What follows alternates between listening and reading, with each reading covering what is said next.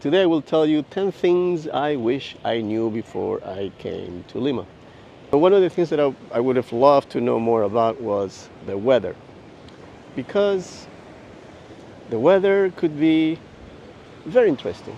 So one thing that make the weather interesting is the fact that in summertime, especially in Lima, it could be very warm, but at the same time, in the evenings, it could be a little bit colder.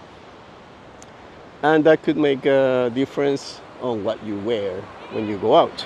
So in the middle of the afternoons, you can wear nice shorts and your sandals and your flip-flops. And then when you come back home at 7 or 8 p.m., then it could be a little bit chilly. Another thing that I wish I knew before I came to Lima, Peru, was dealing with bureaucracy. And this is true whether you're from Canada, from the US, or Europe. Dealing with bureaucracy, in this case government bureaucracy, could be frustrating and problematic. And I had to deal with that when I had to get my passport and my national ID. You get conflicting answers to the same question, and you need to be very patient. However, this bureaucracy does not only extend to the government, but it also extends to dealing with corporations, where, for example, when I had to get a SIM card for my telephone, I had to deal with 4 different people. A person to give me some orientation, a person to give me a ticket so that I can go to the right person, then the customer service agent who dealt with me. Then I had to go to the cashier to pay for the product that I needed. And then I had to go to another place to pick up the product, in this case, my SIM card. Now, that's not exactly fun, but the job that is done or could be done by one person, like anytime I had to deal with anyone in Canada or in Toronto, was done by 4 to 5 people. One reason why that is done is to avoid corruption. And that is very understandable, but it could be a little bit frustrating. And I have other stories that are similar to that. And that's just the way it is. All right, another thing I wish I knew before I came to Lima, Peru, was the toilets, bathrooms, dealing with that. All right, so this is quite interesting. Sometimes you don't find toilet paper or you don't find soap. This usually happens in restaurants that are maybe cheap, right? And restaurants that are not so cheap. So I always carry with me a hand sanitizer and a piece of cloth to dry my hands. Now, another thing I wish I knew before I came to Lima was the noise. So Lima can be very, very noisy. And the noise will come from people, cars, dogs, construction work, and that could be annoying in very simple words. Actually, it is annoying. I find it annoying. You get used to it, especially if you want to have a nice, quiet afternoon or you want to take a nap. It happens. But noise is something that is very normalized here. It might be a neighbor that plays music very loudly, or a vehicle that passes by with very loud music. Construction work that happens on a weekend. So there are many sources of noise here. Well, another thing I wish I knew before I came here was the large number of foreigners. Now, Peru is host to about, I believe it's 1 million or 1.5 million foreigners from Venezuela. Of course, there are other foreigners from other countries. Some of them have adapted really well to Peruvian society. They have businesses like barbershops, bakeries, and restaurants. Others have been able to gain employment working for the delivery services that are offered in Lima. And like I said before, there is this perception that they commit a lot of crime. There is also competition for jobs.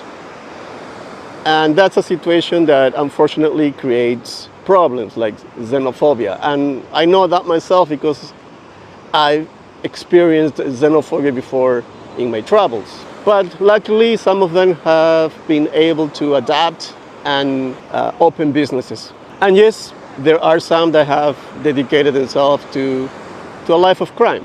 So there is a negative perception of people from Venezuela. Hopefully, the situation will change for the better Another thing I wish I knew before I came to Lima, Peru was the number of festivals. It's just amazing how many festivals there are, and they are free and they are really good.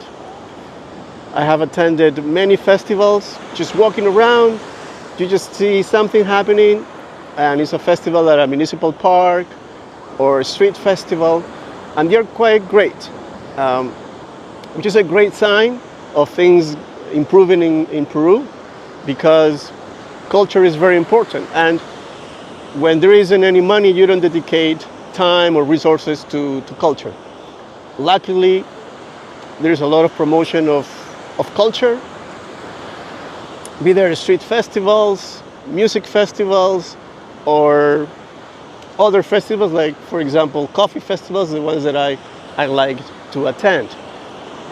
And that is really good for people that are not able to pay for expensive tickets to go to a cultural event, and that they're able to attend without breaking the bank. And they don't have to spend a lot of money. So that's really great, and that's a positive aspect. But I honestly, I didn't expect to see such a large number of festivals in the city. And they're everywhere, not just in Lima, but I had the chance to see quite a few in other places as well. And that's just awesome, and that's just really, really great. All right, let's move on to the next thing I wish I knew before I came to Lima, Peru, and that was the Peruvian ID. And now, what do I mean by that? Everywhere you go, people, or in this case, businesses, will ask you for your national ID. For example, you go to a shopping center to buy a pair of socks, and the cashier will ask you for your ID. The law here in Peru is that you only need to show your ID to a police officer, because you need to identify yourself. But stores do this all the time. You go and go to the cashier, buy their products, and there's and your ID, please, your ID number. This ID number has a lot of information. It's used quite a lot. As a Peruvian national, you need to carry your ID. Also, if you're a foreigner, you need to carry some form of ID. I know that could be very difficult because you don't want to carry your passport with you all the time. So one thing that you could do is carry something that has your name on it, maybe your driver's license. All right, so that's the Peruvian ID. Well, one more thing I wish I knew before I came here was foreign influence. At some times in some places, you might find yourself feeling like you never left your home country. And if you go to any shopping center, you may find yourself surrounded by foreign brands. For example, Dunkin' Donuts, Starbucks, Kentucky Fried Chicken, Pizza Hut, all those brands, fast food restaurants. If you feel homesick while you're here and you want to try some of that delicious fast food, then you have a place to go. I wish I knew about the great coffee culture that exists in Lima and in Peru in general as well. Now, many of the coffee shops that I have visited double as art galleries. The desserts are really great, and the coffee is amazing. There are a lot of specialty coffees where you can chill, sometimes listen to some music, do some work, and just simply relax. So I wish I knew about this, because I would have had an extra incentive to be excited about coming to Lima. Now, this is the last one. The last one really surprised me quite a lot, and I wish I knew this before I came to Peru. The internet. And the internet in Peru is simply fast. And before I moved here, I was worried about the internet. I've had very few issues with the internet.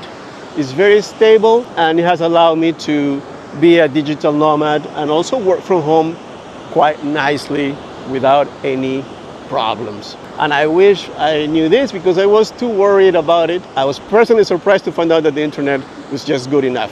So if you're a digital nomad or want to live in Peru and you're worried about the internet here, especially in Lima, do not worry.